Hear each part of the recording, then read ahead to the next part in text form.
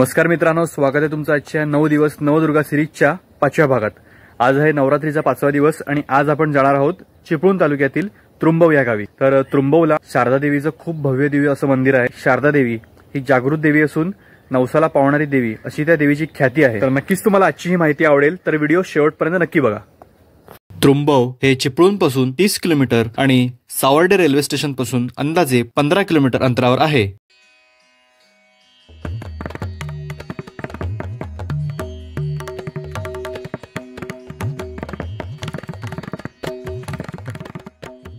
या मंदिर परिसरात आल्यावर खूप समाधानी वाटतं। मंदिर हे शेकडो वर्ष जुनं असून मंदिराचा जीर्णोद्धार 2004 साली झाला। शारदा देवी ही नवसाला पावणारी देवी असून या ठिकाणी रात्रभर नवस करणे आणि नवस फेडणे याचा कार्यक्रम चालू असतो। मंदिरात शारदा देवी बरोबरच देवी चंडिका, वरदान, मानाई आणि गौराईची स्थापना केलेली असते। नवरात्र उत्सवात रोज रात्री देवीच्या गाभाऱ्यात पारंपरिक बहुचर्चित असं जाखडी नृत्य केलं जातं।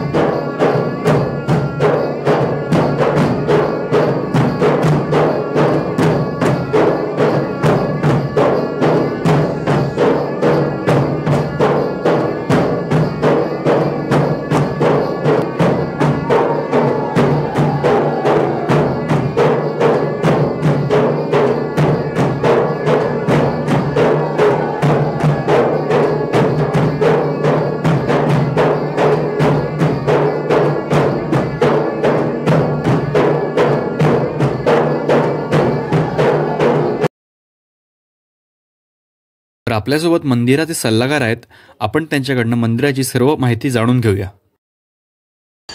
मी प्रमोद अमृतराव पंडित या ट्रस्टचा सल्लागार आहे आणि आज आपण या ठिकाणी आलेला आहात आमच्या देवस्थानाची माहिती घेण्यासाठी। शारदा देवीचं हे मंदिर हे शारदापीठ संपूर्ण देशामध्ये, जम्मू काश्मीरमध्ये जे शारदेचं मंदिर, त्यानंतर हे आपल्या रत्नागिरी जिल्ह्यातील एकमेव शारदा मंदिर आहे। शारदा देवी ही विद्येच्या देवता जरी असली तरी आमच्यासाठी ही विद्येच्या देवतेसोबत आमची ग्रामदेवता आणि जवळजवळ आम्हाला माहिती असलेल्या कालावधीमध्ये 100 ते 150 वर्षापूर्वीपासूनचा या मंदिराचा इतिहास आहे। विशेषतः शारदा, आमच्या देवस्थानामध्ये शारदा, वरदान, मानाई आणि चंडिका अशा 4 देवींची स्थापना झालेली आहे।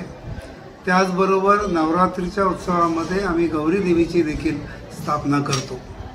शारदा देवी हे आमचं ग्रामदैवत आणि या देवीची ख्याती अशी आहे की ज्या परिवाराला संतती होत नाही, म्हणजे मूल होत नाही, अशी दाम्पत्य या ठिकाणी नवस करण्यासाठी येतात। तर आपली शारदा देवी ही संतती देणारी देवी म्हणून प्रख्यात आहे। विशेषतः या ठिकाणी अश्विन शुद्ध प्रतिपदेपासून विजयादशमीपर्यंत रोज रात्री 11 वाजता या मंदिरामध्ये देवीच्या संततीविषयक नवस करणे, म्हणजे नवस लावणे आणि संततीविषयक नवस फेडण्यासाठी या मंदिरामध्ये कार्यक्रम होतो। चीप दाम्पत्य या ठिकाणी हे नवस करायला येतात, त्यांचे आम्ही नंबर, म्हणजे नवस करणाऱ्यासाठी आणि नवस फेडण्यासाठी नावं नोंदवून घेतो आणि एक पारंपरिक जाखडी नृत्य आमचं गाभाऱ्यात होतं। हे जाखडी नृत्य ढोल वाजंत्रीच्या तालावर झाल्यानंतर गाभाऱ्यामध्ये आमच्या गौरीसमोर, शारदेसमोर या पती पत्नीला म्हणजे जे नवस करायला येतात त्यांना आम्ही बोलावून त्या ठिकाणी आमच्या मानकऱ्यांच्या च्या वतीनं आपण त्याला आरज म्हणतो, म्हणजे त्यांच्यासाठी प्रार्थना केली जाते आणि या दाम्पत्यामधल्या त्या स्त्रीला देवीची भेट म्हणून तिची ओटी भरली जाते, एक सुपारी तिला पूजायला दिली जाते आणि साधारणतः नवसाची मुदत अशी आहे की 3 वर्षापर्यंत आपण त्या अपत्यानं संततीची वाट पाहणं. त्यानंतर जे लोक ओटी भरून जातात, नवस करून जातात, त्यांना त्याची प्रचिती आल्या म्हणजे गर्भधारणा झाल्यानंतर मूल झाल्यावर त्यांनी त्यांच्या सवडीनं या ठिकाणी ते जे नवस बोलतात तो नवस येऊन फेडायचा. हा कार्यक्रम सायमल्टेनियस चालतो, म्हणजे एका बाजूला आपण नवसाचे ओटी भरण्याचा कार्यक्रम करतो, त्याचबरोबर जी दाम्पत्य आपल्या बाळांना घेऊन येतात नवस फेडायला, त्या नवस फेडायला आलेल्या दाम्पत्यांना देखील त्याच वेळेला बाळाला देवीसमोर घेतलं जातं, त्याला खेळवलं जातं, देवीच्या चरणावर ठेवलं जातं आणि त्यानंतर तो नवस फेडला जातो. तर साधारणतः हा कार्यक्रम प्रतिपदा ते विजयादशमी रोज रात्री असतो. महाराष्ट्राच्या कानाकोपऱ्यातून इथे नवस करायला येतातच, पण कित्येक वेळेला विदेशात राहणारी आपली जी मंडळी आहेत हे सुद्धा नातेवाईकांच्या माहिती मिळाल्यानंतर या ठिकाणी येतात आणि एक विश्वास, देवीची श्रद्धा, भाविकांना संतती लाभाचा फळ मिळतं. देवीची ख्याती दिवसेंदिवस वाढत चाललेली आहे.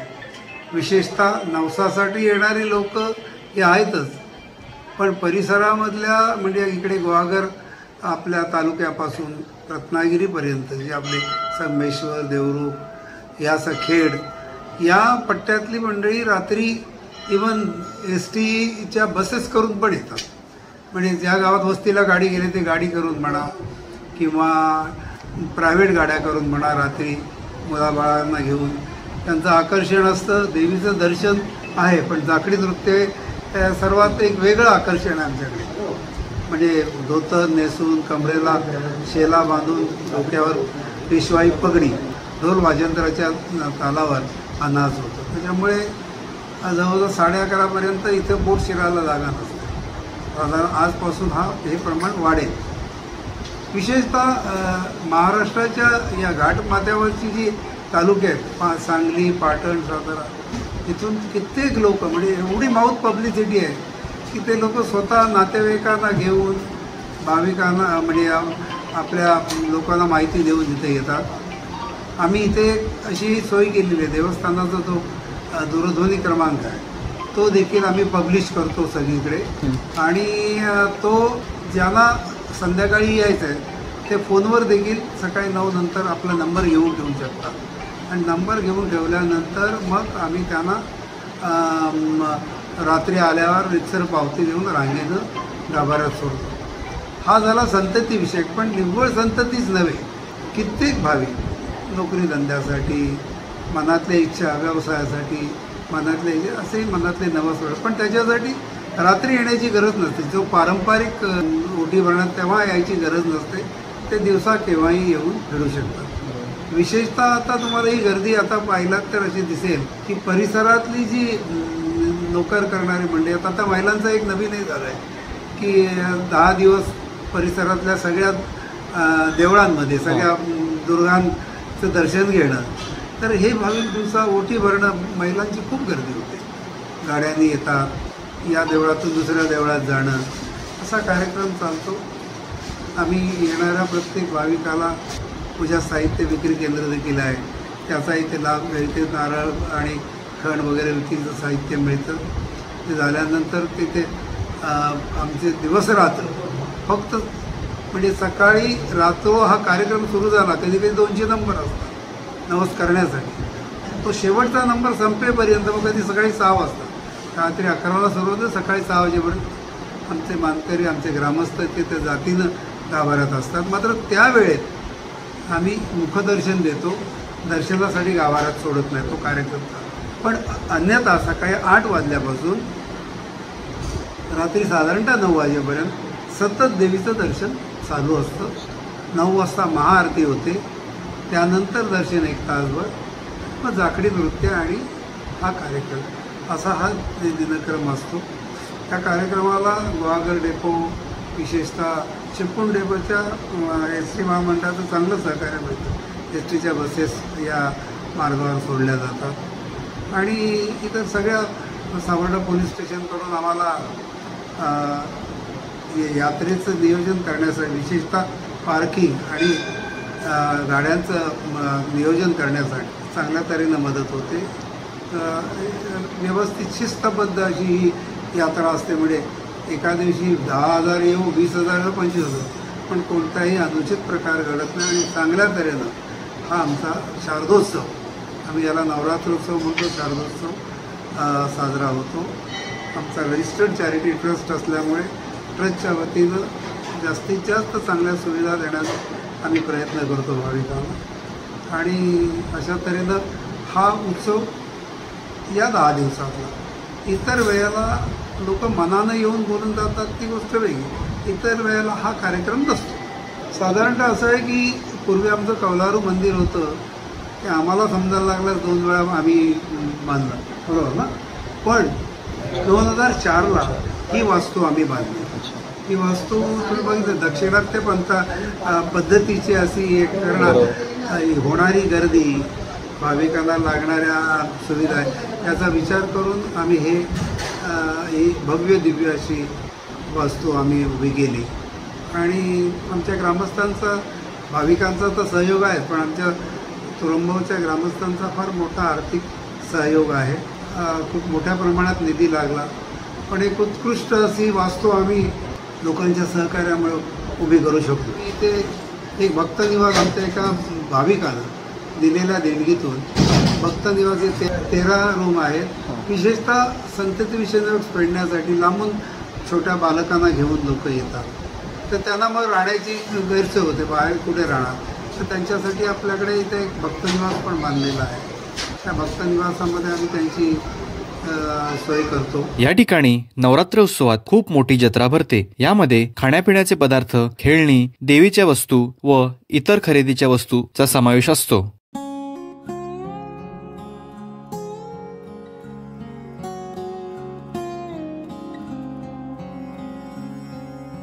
तर नक्कीच तुम्हाला आजची ही माहिती आवडली असेल. जर तुम्हाला हा व्हिडिओ आवडला तर व्हिडिओला लाईक करा, व्हिडिओ जास्तीत जास्त शेअर करा आणि जर तुम्ही चॅनलवर नवीन असाल तर चॅनलला सबस्क्राईब करायला विसरू नका.